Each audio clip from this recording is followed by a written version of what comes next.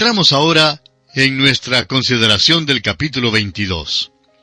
En este capítulo, Jesús da la parábola del banquete de bodas para el hijo del rey. Contesta también y hace callar a los herodianos, a los saduceos y a los fariseos. Este es un capítulo significativo porque marca el fin del choque verbal entre Jesús y los príncipes religiosos.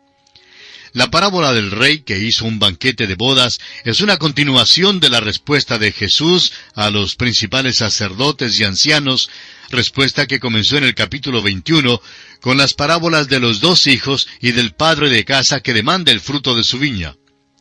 La parábola del banquete de bodas en este capítulo es otra respuesta enfática a estos príncipes religiosos. Revela que Dios extenderá a todo el mundo la invitación del Evangelio. Luego siguen las respuestas penetrantes de Jesús a 3 grupos destacados de la nación judía en aquel entonces: los herodianos, los saduceos y los fariseos. Vamos a mirar un poco en detalle a estos 3 grupos. Primero, los herodianos eran un partido político que favorecía a la casa de Herodes. Acudían a aquella casa para buscar libertad del odioso yugo romano. Era un partido estrictamente político y no religioso. En segundo lugar, los saduceos eran un partido enteramente religioso. Correspondían al modernista o liberal de nuestros días que se encuentra dentro de la iglesia organizada. Rechazaban lo milagroso en las escrituras del Antiguo Testamento. No aceptaban el hecho de que el Antiguo Testamento fuese la palabra inspirada de Dios. Rechazaban la existencia de los ángeles y la realidad de la resurrección. Y en tercer lugar, los fariseos. Estos eran en cambio un partido que era religioso y político a la vez. Como partido político, resistía a los herodianos y a cualquier ayuda extranjera que se ofreciese para restaurar la comunidad de Israel. Les hubiera gustado haber visto restaurado el reino de David. Como partido religioso, resistían a los saduceos. Correspondían a los que hoy llamamos fundamentalistas, o sea, al grupo que hoy es conservador en cuanto a su teología. Aceptaban la inspiración de las escrituras del Antiguo Testamento, lo milagroso, la resurrección y los ángeles. Sin duda, era el mejor grupo en Israel. Nicodemo y Pablo, por ejemplo, eran fariseos. En el principio, los fariseos eran amistosos con Jesús, pero por causa de su posición, por fin llegaron a convertirse en sus acerbos enemigos. Tenemos ahora la parábola del banquete de bodas. Leamos el primer versículo de este capítulo 22 de Mateo. Respondiendo Jesús, les volvió a hablar en parábolas, diciendo... Ahora, note usted las palabras, les volvió a hablar en parábolas. Esta pequeña frase indica que Jesús todavía se dirige a los principales sacerdotes y ancianos mencionados en Mateo 21, versículo 23. Ahora, prosiguiendo con el versículo 2 de este capítulo 22 de Mateo, dice, el reino de los cielos es semejante a un rey que hizo fiesta de bodas a su hijo. Al contar esta parábola, el Señor usa la expresión, el reino de los cielos, frase que no se menciona en ninguna de las 2 parábolas precedentes. Esta parábola es paralela a las parábolas de Mateo capítulo 13. El énfasis está sobre cómo y por qué empezó esta edad, y no en cuanto a la conclusión de la edad. Los versículos 3 al 6 dicen, y envió a sus siervos a llamar a los convidados a las bodas, mas éstos no quisieron venir. Volvió a enviar otros siervos diciendo, decid a los convidados, he aquí he preparado mi comida, mis toros y animales engordados han sido muertos, y todo está dispuesto, venid a las bodas. Mas ellos, sin hacer caso, se fueron uno a su labranza y otro a sus negocios, y otros, tomando a los siervos, los afrentaron y los mataron. El rey envió a los siervos a llamar a los que habían sido convidados a la fiesta. Los convidados son las ovejas perdidas de la casa de Israel. Y evidentemente los profetas fueron los enviados aquí. Los que se describen como otros siervos, aparentemente eran los apóstoles, quienes fueron tratados con rencor. Los versículos 5 y 6 son una referencia directa al rechazo del Señor Jesús. Ahora el versículo 7 dice, al oírlo el rey se enojó, y enviando sus ejércitos, destruyó a aquellos homicidas y quemó su ciudad. Esto sin duda se refiere a la destrucción de Jerusalén en el año 70 después de Jesucristo por Tito el Romano. Ahora los versículos 8 y 9 dicen: Entonces dijo a sus siervos: Las bodas a la verdad están preparadas, mas los que fueron convidados no eran dignos. Id pues a las salidas de los caminos, y llamad a las bodas a cuantos halléis. La invitación se está anunciando ahora. Esto es un cambio definitivo en el método y modo del mensaje. Se refiere a esta presente edad. Ahora leamos los versículos 10 al 14 que dicen así: Y saliendo los siervos por los caminos, juntaron a todos los que hallaron, juntamente malos y buenos, y las bodas fueron llenas de convidados. Y entró el rey para ver a los convidados, y vio allí a un hombre que no estaba vestido de boda, y le dijo: Amigo, ¿cómo entraste aquí sin estar vestido de boda? Mas él enmudeció. Entonces el rey dijo a los que servían: Atadle de pies y manos, y echadle en las tinieblas de afuera. Allí será el lloro y el crujir de dientes, porque muchos son llamados, y pocos escogidos. Puesto que la invitación es para todos, existe el peligro de venir sin satisfacer las demandas o condiciones del rey. El vestido de boda es la justicia de Cristo, la cual es esencial para la salvación y es provista a todos aquellos que creen. El apóstol Pablo lo explica en su carta a los Romanos capítulo 3, versículos 21 y 22, diciendo: Pero ahora, aparte de la ley, se ha manifestado la justicia de Dios, testificada por la ley y por los profetas, la justicia de Dios por medio de la fe en Jesucristo para todos los que creen en Él, porque no hay diferencia. No se puede venir a las bodas sin llevar el vestido de bodas. Hay muchas personas que dicen que correrán su riesgo ante Dios y que le hablarán cuando estén en su presencia. En esta parábola, el hombre sin vestido de boda quedó sin palabras ante el rey. Amigo oyente, de usted depende si desea o no llevar el vestido de bodas. La invitación ha sido extendida a todos, pero tendrá usted que venir de acuerdo con las condiciones que el rey ha fijado. Ahora veamos la respuesta de Jesús a los herodianos. Los enemigos de Jesús lanzan ahora su furioso ataque final contra él. Los herodianos fueron los primeros en llegar. Eran un partido únicamente político y favorecían la casa de Herodes. Acudían a los de aquella casa buscando liberación del yugo romano. Al parecer fueron usados por los fariseos, quienes les habían sugerido lo que debían decir. Ahora es muy posible que muchos de los fariseos también fueran herodianos. En este caso, cuando los herodianos vinieron a Jesús, fue con el problema particular de ellos con respecto a dar tributo a César. Leamos los versículos 15 y 16 de Mateo capítulo 22. Entonces se fueron los fariseos y consultaron cómo sorprenderle en alguna palabra. Y le enviaron los discípulos de ellos con los herodianos, diciendo: Maestro, sabemos que eres amante de la verdad, y que enseñas con verdad el camino de Dios, y que no te cuidas de nadie, porque no miras la apariencia de los hombres. Los fariseos se pusieron de acuerdo con los herodianos sobre esta cuestión política. Ahora el versículo 17 dice: Dinos pues, ¿qué te parece? ¿Es lícito dar tributo a César o no?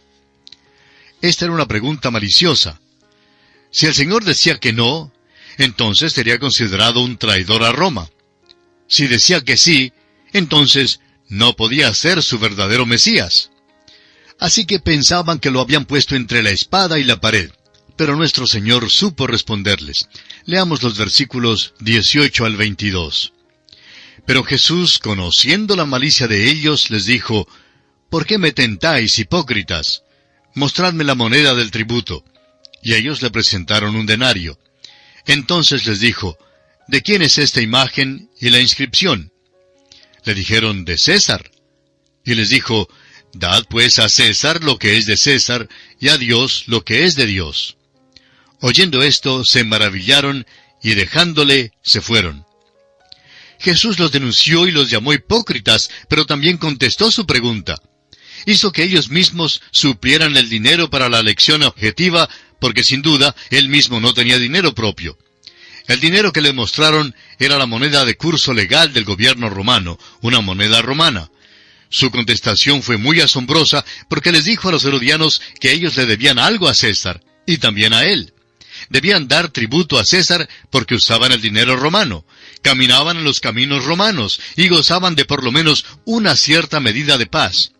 Por eso debían dar a César las cosas que eran de César. Pero les dijo también que tenían una responsabilidad para con Dios de dar las cosas que eran de Dios a Dios. Aunque debían algo a César, eso no eliminaba su obligación y responsabilidad para con Dios.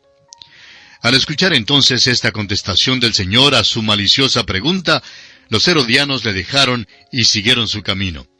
Y aquí nos detenemos nosotros por esta oportunidad para continuar con este capítulo 22 en nuestro próximo programa. Será pues, hasta entonces, que Dios derrame sobre usted las abundantes bendiciones del cielo, es nuestra ferviente oración.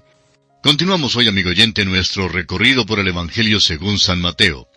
Proseguimos hoy estudiando el capítulo 22 de este Evangelio de Mateo y daremos inicio al estudio del versículo 23, analizando una vez más la respuesta que Jesús da a los saduceos. Después que salieron los herodianos, los saduceos vinieron a Jesús con su esfuerzo para hacerlo caer en el lazo. Leamos los versículos 23 al 28 de este capítulo 22. Aquel día vinieron a él los saduceos, que dicen que no hay resurrección, y le preguntaron diciendo: Maestro, Moisés dijo, si alguno muriere sin hijos, su hermano se casará con su mujer, y levantará descendencia a su hermano. Hubo pues entre nosotros 7 hermanos. El primero se casó y murió, y no teniendo descendencia, dejó su mujer a su hermano. De la misma manera también el segundo y el tercero, hasta el séptimo. Y después de todos murió también la mujer. En la resurrección, pues, ¿de cuál de los 7 será ella mujer, ya que todos la tuvieron? Los saduceos no creían en la resurrección. Se sirvieron de una ilustración ridícula para tratar de atrapar al Señor. Imagínese usted una mujer que tuviera 7 hermanos como esposos. Ella debe haber vivido en Hollywood para poder lograr esto. Pero la pregunta de ellos fue, ¿de cuál de los 7 será ella mujer? Aquí los saduceos han errado en 2 cosas y el Señor les llama la atención sobre eso. Leamos los versículos 29 al 32. Entonces, respondiendo Jesús les dijo: Erráis ignorando las Escrituras y el poder de Dios. Porque en la resurrección ni se casarán ni se darán en casamiento, sino serán como los ángeles de Dios en el cielo. Pero respecto a la resurrección de los muertos, ¿no habéis leído lo que os fue dicho por Dios cuando dijo: Yo soy el Dios de Abraham, el Dios de Isaac y el Dios de Jacob? Dios no es Dios de muertos, sino de vivos. Oyendo esto la gente se admiraba de su doctrina. Los saduceos desconocían 2 cosas. Primero, las Escrituras, y en segundo lugar, el poder de Dios. Fue su ignorancia en estos asuntos la que los impulsó a escoger una ilustración tan ridícula. El Señor, sin embargo, pronto los desenmaraña respecto a esto. No les dice que serán ángeles en el cielo, sino que serán como los ángeles, en el sentido de que no se casarán ni serán dados en casamiento. No habría ninguna necesidad de continuar la raza humana por medio del nacimiento después de la resurrección. No habrá ninguna multiplicación de una raza por medio del nacimiento en el cielo. No habrá tal cosa como la relación de matrimonio en el cielo con el fin de propagar la raza. El Señor concluye su explicación diciéndoles que Abraham es tanto Abraham hoy en día como jamás lo fuera. Lo mismo es verdad en cuanto a Isaac y a Jacob. Estos hombres están vivos y simplemente han sido transferidos al cielo. Esto también es verdad en cuanto a nuestros seres amados en Cristo. Viven y están esperando que nos reunamos con ellos. Esta fue una gran declaración y las multitudes se quedaron admiradas de su doctrina. Ahora consideremos otro aspecto, y es la respuesta de Jesús a los fariseos. A los herodianos los ha hecho callar, a los saduceos también. Los fariseos han estado observando a Jesús y a estos 2 grupos. Vieron cómo estos hombres habían tratado de atrapar a Jesús y cómo habían fallado en sus esfuerzos. Los fariseos se dieron cuenta de que necesitarían ser muy vivos, muy listos, si querían lograr sus objetivos, y por eso enviaron a un abogado para tratar de atrapar a Jesús. Leamos los versículos 34 al 36 de Mateo capítulo 22. Entonces los fariseos, oyendo que había hecho callar a los saduceos, se juntaron a una. Y uno de ellos, intérprete de la ley, preguntó por tentarle, diciendo, Maestro, ¿cuál es el gran mandamiento en la ley? Los fariseos eran un partido religioso y político, recordemos eso. Deseaban ver al reino de David restaurado en el poder y también deseaban estar libres del yugo romano. En sus esfuerzos por restaurar el reino, podían juntarse con los herodianos, pero como partido religioso resistían toda alianza con los saduceos.